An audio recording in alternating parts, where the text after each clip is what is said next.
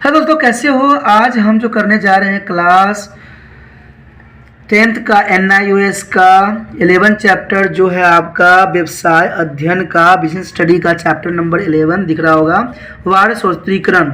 सबसे पहले मतलब तो ये जानना है कि वार्य सूत्रीकरण का मतलब क्या होता है।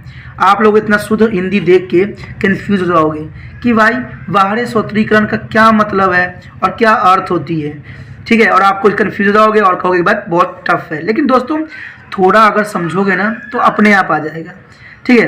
बाहर बाहर मतलब बाहर का, सूत्रीकरण जो सूत्र बनते हैं, ठीक है, अलग कर दो। अब देखिए क्या कहता है।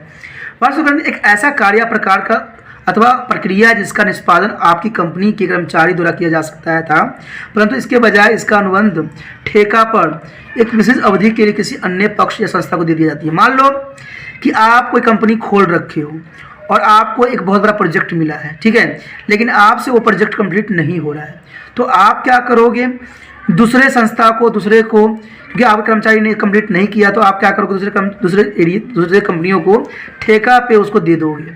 ठेका पर देने का ही हम कहते हैं वार्य सूत्रीकरण, यानी जो कोई कार्य है किसी दूसरे को दे रहे हो तो उसको कहलाता है, ठीक है। तो ये समझने वाली बात है, चैप्टर भी इम्पोर्टेंट है, ठीक है।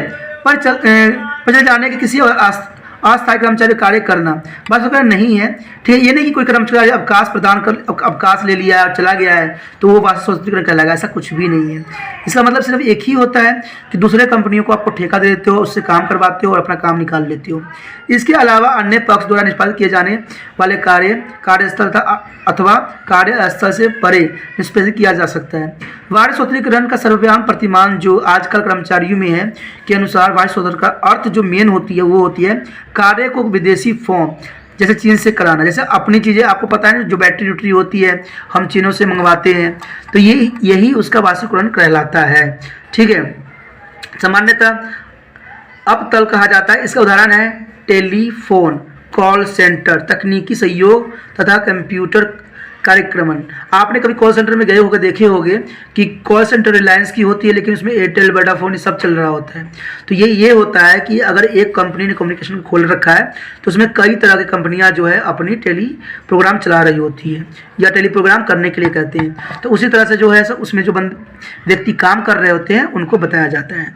तो आपको तो समझ में आ गया होगा क्लियर कि वार्य सूत्रीकरण का क्या मतलब होता है, तो कन्फ्यूज मत होना। वार्य सूत्रीकरण से फिर से बताना चाहूँगा कि इसका अर्थ जो होता है वो ये होता है कि आप अपना कार्य जो है किसी दूसरे व्यक्ति को दे के, दूसरे कंपनियों को दे के अपना काम करवा रहे होते हो, क्योंकि वो काम आपकी कंपनियां पूरी तरह से नहीं कर पाती है तो वो दूसरे को दे देते हो। इसका मतलब ये नहीं होता कोई व्यक्ति अवकाश में चला गया हो, ठीक है दोस्तों। तो ये आपको समझ में आ गया होगा, ठीक है। मैं फिर से एक बात कहना चाहूँगा कि अगर आपके कोई दोस्त है NIOS पे पढ़ रहे हैं तो NIOS का ट्यूशन बहुत कम मिलता है, तो ये मेरे चैनल के बारे में बताइए, क्या पता उनको फ़ायदा हो जाए और वो भी पढ़ ले थोड़ा सा, क्योंकि उनको भी ज्ञान मिल जाए, ठीक है दोस्तों। मैं तो सिर्फ कोशिश कर रहा हूँ, आपको बोल रहा हूँ। अगर आपका ये आपकी मर्जी है, अगर बोलते हो तो फिर भी या नहीं बोलते हो फिर भी, ये भलाई के लिए किसी की कहने की जरूरत नहीं पड़ती है, भलाई खुद ही करना पड़ता है। आप अपने व्हाट्सएप स्टेटस पे लगा लीजिए, जिससे कोई ज़रूरतमंद व्यक्ति होगा, बच्चा होगा, वो देखेगा, क्या पता वो NIOS में पढ़ता होगा और उसको ये साइड मिल जाए, फिर आपको दुआ देगा कि भाई इसकी वजह से मुझे एक लिंक मिल गई जिसकी वजह से मैं पढ़ लिया और मैं पास हो गया। तो ये आपको अच्छे के लिए मैं कह रहा हूँ। अगर आपको करना है कीजिए, नहीं करना है ना कीजिए, क्योंकि कहते हैं ना कि ज़बरदस्ती से कुछ भी नहीं करा जा सकता। आपको भी मैं पढ़ा रहा हूँ ना, ज़बरदस्ती आप कभी नहीं पढ़िए। अगर आपको दिल करता है, अगर आपका इच्छा है, तभी ये साइट को ओपन कीजिए और मेरे वीडियो को देखिए और पढ़िए और समझने की कोशिश कीजिए, ठीक है। दोस्तों हम अगला टॉपिक देखते हैं क्या है इसके, ठीक है। आगे जो है हमारा क्या है, व्यवसाय प्रक्रिया वार्य सूत्रीकरण की संकल्पना, यानी व्यवसाय प्रक्रिया वार्य सूत्रीकरण का अभिप्राय किसी ऐसे कार्य निष्पादन की जिम्मेदारी उन पक्ष को देना है जो अन्यथा आंतरिक तंत्र तथा सेवा के माध्यम से किया जा सकता है। देखिए ये डायरेक्ट बोला कि जिम्मेदारी देना होता है किसी और सूत्र को। उदाहरण के लिए एक बीमा कंपनी अपने दावा निष्पादन कार्यक्रम वार्य सूत्रीकरण कर सकती है, अर्थात एक बैंक अपने ऋण प्रतिक्रियण प्रणाली को वार्य सूत्रीकरण कर सकता है, यानी दूसरे को दे सकता है। कॉल सेंटर तथा वेतन चिट्ठा वार्य सूत्रीकरण व्यवसाय प्रक्रिया वार्य सूत्रीकरण के माध्यम से कंपनियां अपनी लागत बचाने के लिए कुछ विशेष कार्य और उस अन्य पक्ष को सौंप देता है, यानी अपने काम को जल्दी करवाने के लिए वो दूसरे कंपनियों को सौंप देता है। वही कार्य कई कंपनियों के लिए करता है और बड़े पैमाने पर उत्पादन की मितव्ययों का लाभ उठाता है। समझता इसे लागत बचाई जा सकती है, क्योंकि विभिन्न देशों में रहन सहन की लागतें भिन्न होने के कारण मजदूरी लागतें कम होती है। अब देखो दोस्तों, ये सोचते होगे कि भाई दूसरे अपने कंपनी में ना करवा के दूसरे कंपनी में करवा के हमें क्या बेनिफिट मिलेगा। दोस्तों आपको पता है, अगर मान लो अमेरिका चले जाते हो या कहीं चले जाते हो, वहाँ पर आपको पता है वहाँ पर टेक्नोलॉजी जो है बहुत फास्ट है, ठीक है, और इंडिया में टेक्नोलॉजी थोड़ा कम है, तो वहाँ पर ये भी होता है कि कर्मचारियों को कम वेतन भी दी जाती है, तो इस वजह से भी सस्ता पड़ती है। तो बड़े बड़े कंपनियाँ ये भी करती है कि वो अपनी चीज़ों को दूसरे कंपनियों को सौंप देती है और वो आसानी से करवा लेती है, क्योंकि जो चीज़ आपको पता है ना कि जो चीज़ बिकने लग जाता है ना, लोग उसी की वैल्यू मानने लग जाते हैं। जो चल रहा होता है उसी को वैल्यू करते हैं, जो दूसरा प्रोडक्ट आता है हम उस पर ध्यान नहीं देते हैं। तो बात इस पर भी वही आ जाती है। व्यवसाय प्रक्रिया वार्षिक शुद्धिकरण का प्राय 2 श्रेणियों में बांटा गया है। एक है पश्च कार्यकाल वार्षिक शुद्धिकरण, जिसके अंतर्गत आंतरिक व्यवसायिक क्रियाकलाप जैसे बिल बनाना तथा माल प्रक्रिया संबंधी सेवाएं जैसे विपणन, तकनीक सहायता आदि सम्मिलित है। व्यवसाय प्रक्रिया ऐसे ही कौशलपूर्ण, प्रभावशाली और लचीले माध्यम से उपलब्ध कराया जाता है। इसका मैं सबसे अच्छा एग्जाम्पल आपको दे सकता हूँ कि जो इनकम टैक्स जो बनाई जाती है वो आप सरकारी टैक्स भी बनती है, और कुछ बंदे जो होते हैं, कोई व्यक्ति जो होते हैं प्राइवेट भी खोल रखे होते हैं, तो वो क्या करते हैं, सरकार को हेल्प करने, सरकार उसको काम देती है, सरकार उसको सारे इनकम टैक्स के जितने भी होते हैं वो बना के उसको दे देते हैं। तो ये सबसे अच्छा एग्जाम्पल है इसमें, ठीक है। तो इसी तरह से आगे बढ़ता है, कहते हैं कि व्यवसाय प्रक्रिया वार्षिक शुद्धिकरण का श्रेष्ठ ग्राहक संतुष्ट उपलब्ध कराने और उस अग्रसर होता है, जिसके ग्राहक साधारण उत्पादकता वृद्धि और प्रतिस्पर्धा के प्रभावों ढंग से सामना करना संभव होता है, परिणाम लाभान्वित बढ़ती है। इसे हमें लाभान्वित बढ़ती है, यानी उससे क्या होगा कि अगर मान लो कोई कंपनी खोल रखा है, अगर सारे जो उनके उपभोक्ता है उनको समय पर सब कुछ मिल जाता है, तो क्या कहोगे आप, उस कंपनी की तारीफ करोगे कि भाई वो कंपनी कितनी अच्छी है, सब चीज़ समय पे करवा देती है, तो हम क्या करेंगे, उस पर आकर्षित होंगे, हम बार बार उसी में जाएंगे। तो यही चाहती है कोई भी कंपनी, ये चाहती है कि जो उनके ग्राहक होते हैं ना, उनको सही समय पर उनको सारी चीज़ की व्यवस्था मिल जाए। तो वो क्या करते हैं, बड़े बड़े कंपनियां होती है उनको वो काम सौंप देती है और वो कंपनियां उसको काम करके देती है, ठीक है। व्यवसाय प्रक्रिया वार्षिक शोध के माध्यम से कई कार्यवाही शोध किए जा सकते हैं, जैसे कॉल सहायता केंद्र, चिकित्सा प्रतिलेखन, बिल बनाना, वित्त चिट्ठा प्रक्रिया, ये सारे जो आपको सेवाएं दी गई है ना, ये हम बाहर से करते हैं। सूचना प्रौद्योगिकी सेवाएं, मानव संसाधन, ये सारे क्रियाकलाप हम बाहरी स्रोत से करते हैं। समझ में आया दोस्तों? चलिए हम आगे देखते हैं क्या है, ठीक है। आगे जो है हमारा देखिए क्या है, व्यवसाय प्रक्रिया बाहरी सूत्र के गुण। अब देखिए ये बहुत इंपॉर्टेंट क्वेश्चन आ जाता है बाहरी सूत्रीकरण के गुण में, कि इसमें क्या गुण होनी चाहिए, कैसे होनी चाहिए। व्यवसाय प्रक्रिया बाहरी सूत्रीकरण में एक महत्वपूर्ण पहलू यह है कि यह संगठन के कार्यकर्ताओं को उनके कुछ दैनिक प्रक्रिया प्रबंधन उत्तरदायित्व से मुक्त कराने में सक्षम होता है। यानी जो कंपनियां होती हैं उनको दायित्व को थोड़ा मुक्त कर देता है। एक बार एक प्रक्रिया को सफलतापूर्वक बाहर शोध कराने पर वे नए आगाम उत्पादन प्रक्रियाओं को खोजने तथा अन्य परियोजनाओं को बढ़ाने के लिए अधिक समय निकाल पाते हैं और अपने ग्राहकों को ध्यान दे पाते हैं। अगर मान लीजिए किसी भी कंपनी की काम जल्दी से निपट जाती है तो वो क्या करेंगे, ग्राहकों को ध्यान दे सकते हैं। अब इससे क्या लाभ प्राप्त होती है, लागतों में कमी लगती है, कम लागत लगती है। यह प्रक्रिया सुधारपूर्ण अभियंत्रण तकनीकों के प्रयोग से संभव होती है, जिससे प्रशासनिक एवं अन्य लागतों कम होती है तथा नियंत्रण में कमी आ जाती है। आपको पता ही होगा कि कोई कंपनियां अगर कोई सामान वहाँ पर कोई जगह देखते हो, कहीं भी आप जाते हो तो सामान की जो कीमत होती है बहुत कम होती है, और किसी दूसरे क्षेत्र में चले जाते हो तो वहाँ बढ़ जाती है। तो कंपनियां क्या करेगी, जहाँ पर काम जो चीज़ जो सस्ती है वहाँ से लाएगी और फिर यहाँ पर उसी रेट पे सबको बेचेगी, तो ये फ़ायदेमंद हो जाती है। हर जगह आप देखोगे ही कि हर जगह रेट एक जैसा नहीं होता है। कंपनी को मुख्य व्यवसाय पर ध्यान देना, दिन प्रतिदिन के पश्चात कार्यक्रम प्रचलनों के पर ध्यान देने से मुक्त होकर प्रबंधक कंपनियों को मुख्य व्यवसाय पर अधिक ध्यान दे पाते हैं, और जो काम होता है उस पर अधिक से अधिक उनको फोकस हो पाता है, क्योंकि उनकी काम तो कंप्लीट हो जाता है। आप कहीं भी जाते हो और आपका काम कंप्लीट हो जाता है तो आप क्या करते हो, दूसरी चीज़ों पे फोकस करना स्टार्ट कर देते हो। लेकिन अगर आपका काम मुक्त नहीं होगा तो आप क्या करोगे, उसी में टेंशन से आपका सर दुखेगा। जैसे मान लो अगर आप किताबों को ढंग से नहीं पढ़ते हो, पेपरों में तैयारी आपका फुल नहीं हो रखा है, तो क्या करोगे आप, टेंशन ही लोगे ना फिर। और मान लो आपने सब चीज़ की तैयारी कर रखा है, हर चीज़ की, आपको सिर्फ इतना रह जाता है कि आपको सिर्फ एक बार रीड करने की ज़रूरत है, तो इसमें आप खुश रहोगे, काफ़ी टेंशन खत्म हो जाएगी। तो कंपनियां भी इसी तरह से करती है, ठीक है। उसके बाद बाहर विशेषज्ञता का उपयोग, विशेषज्ञता आपको पता है कंपनियां जो है दूसरे लोगों से सलाह मशवरा भी लेती है, ठीक है। व्यवसाय प्रक्रिया में भारत के कर्मचारियों की भारतीयता प्रशिक्षण के बजाय किसी अन्य कंपनियों के विशेषज्ञ कार्य क्षेत्र सुनिश्चित करके आवश्यक मार्गदर्शन तथा कौशल का उपयोग कर लेना। आपको पता ही है ना, जैसे मान लो रिलायंस कंपनियां हैं, वो क्या करती है, वो उसके पास सारे कॉल सेंटर्स होते हैं, ठीक है। तो दूसरी कंपनियां क्या करती है, उनको एक काम दे देती है कि भाई मेरे कंपनी को प्रचार करो, ठीक है। तो उनको एक विशेषज्ञ की लेने की भी जरूरत नहीं पड़ती है और उनका काम भी हो जाता है। अगला है ग्राहकों की लागत बदलती मांग से निपट नहीं कर सकना, क्योंकि आपको पता है कि हम ग्राहक हैं, हमारी मांगें कंटिन्यू बढ़ती चली जाती है, एक चीज़ बढ़ती नहीं कि दूसरा चीज़ें हमें आ जाती है। तो इसके लिए भी कंपनियां ऐसे करती है। कई व्यवसाय प्रक्रिया वार्ड स्वतः प्रदान प्रबंधन को लोचदार और मापनीय सेवाएं उपलब्ध कराती है ताकि ग्राहकों को बदलती आवश्यकताओं को पूरा किया जा सके और वो कंपनी संगठन और संयुक्त उपक्रम का समर्थन कर सके। तो ये बहुत जरूरी है बात दोस्तों, क्योंकि इसमें क्या होता है, उपक्रम समर्थन बहुत जरूरी होती है। अगम वृद्धि की प्राप्ति, अगम वृद्धि यानी उससे मुनाफा होना। कम महत्व वाली प्रक्रिया वार्ड स्वतीकरण करके कंपनियां अपना ध्यान विक्रय वृद्धि, बाजार अंश वृद्धि, नए उत्पाद विकास, नए बाजार की ओर रुख, ग्राहक सेवाओं की संतुष्टि की ओर कर सकता है। यानी वो सारी चीज़ जो बाजार में चल रही है, विक्रय मूल्य पर, सब चीज़ों पर ध्यान दे सकती है। आगे जो है ज्ञान प्रक्रिया वार्ड स्वतीकरण संकल्प। अब ज्ञान प्रक्रिया वार्ड स्वतीकरण यानी KPO एक संस्था की नाम है दोस्तों, कभी कभी एग्जाम में आ जाता है 1 मार्क्स में, तो ये ध्यान दे लेना, क्वेश्चन है। एक नई सच्चाई है जो भारत में गति पकड़ रही है। सामान्य शब्द में मूल्य श्रृंखला में उत्पादी परिवर्तन है।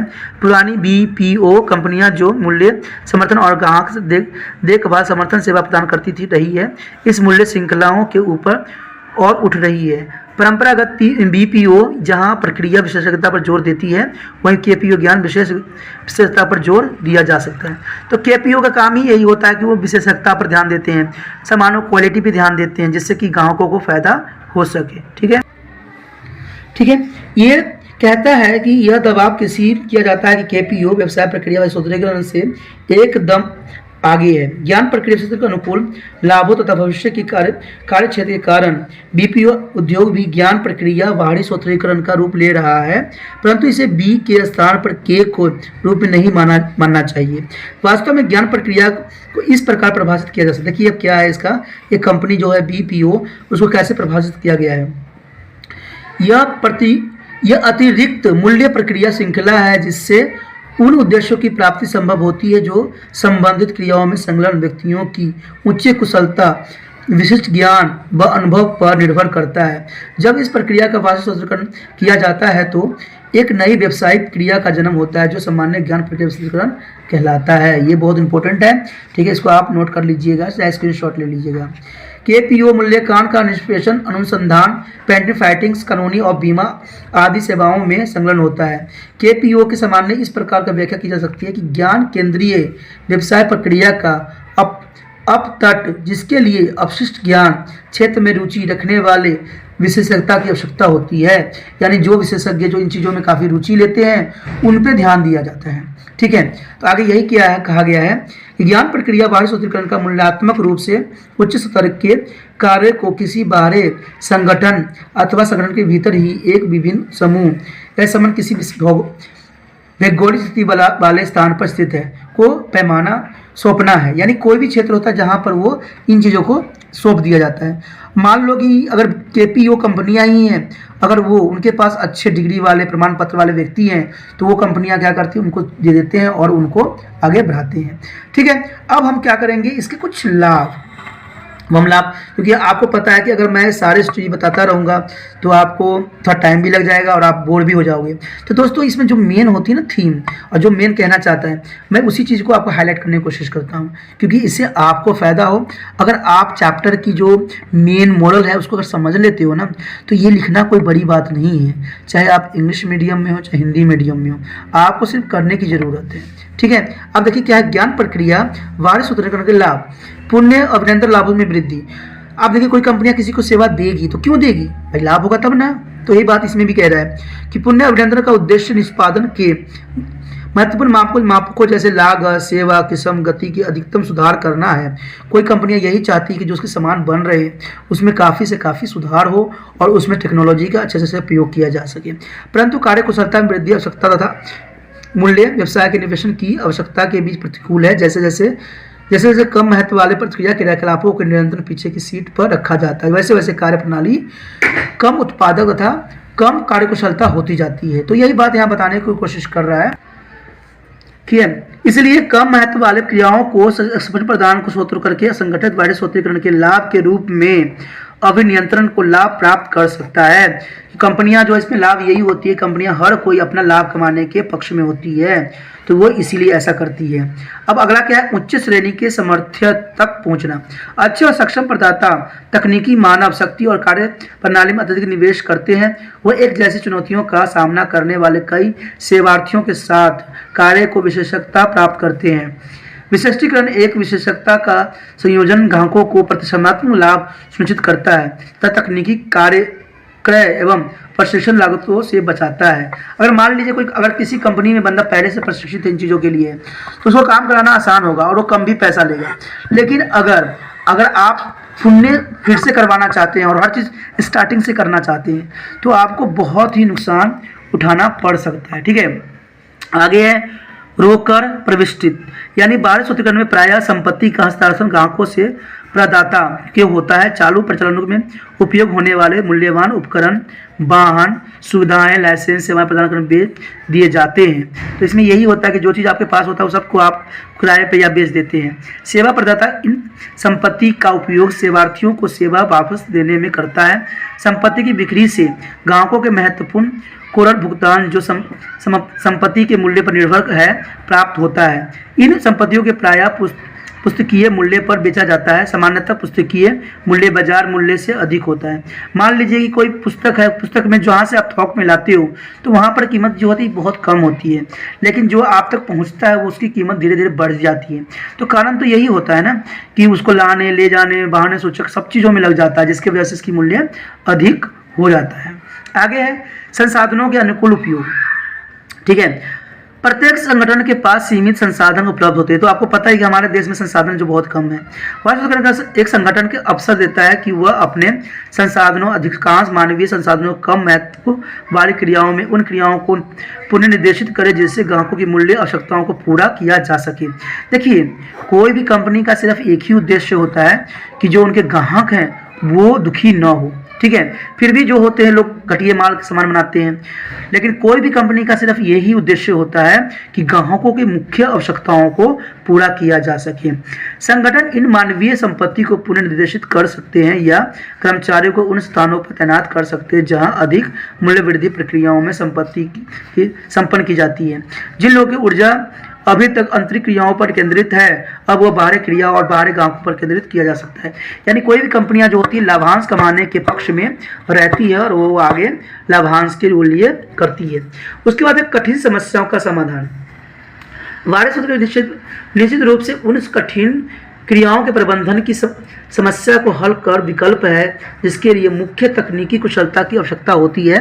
वार्षिक सूत्रीकरण के बारे में यह स्मरणीय है कि वह यह न तो प्रबंधकीय उत्तरदायित्व को त्याग कर संकेत है और न ही कंपनी के महत्व और अचानक उपजी समस्याओं का हल है। यानी इसमें कोई तो समस्या का हल नहीं होती, कठिन समस्याओं का समाधान करता है ये सिर्फ।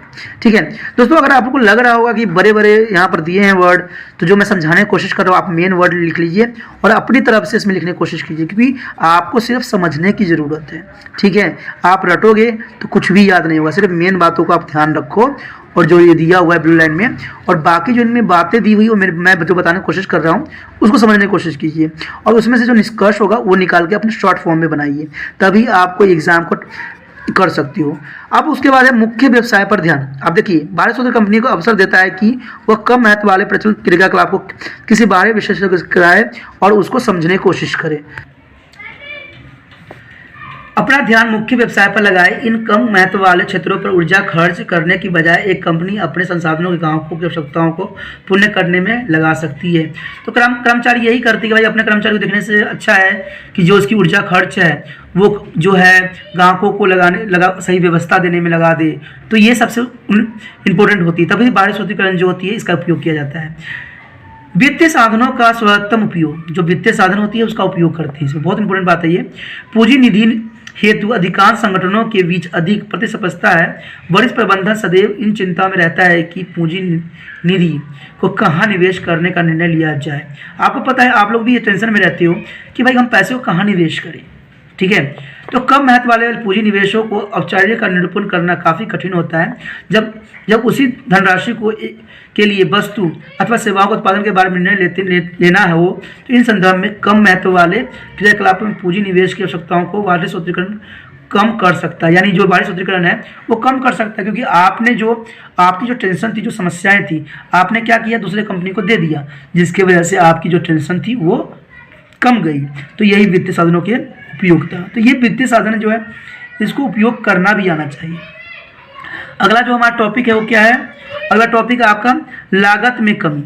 अब लागत में कमी, जैसे मैंने आपको पहले ही बता चुका हूँ कि अगर कंपनियां जो है किसी और जगह से करवाएगी तो उसके पास क्या होगा, पहले से ही प्रशिक्षित व्यक्ति होगी, ठीक है। अगर प्रशिक्षित व्यक्ति है और उसके पास संसाधन है तो उसके लिए आसान है।